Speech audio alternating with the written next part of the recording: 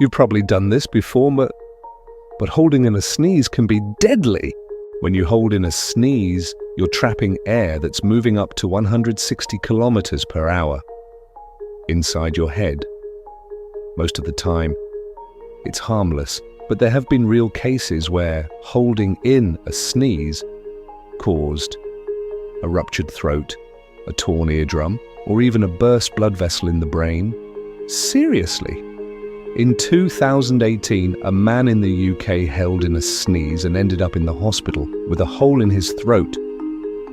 So the next time you're about to sneeze, let it outside, because sometimes stopping the sneeze can cause more damage than the sneeze itself.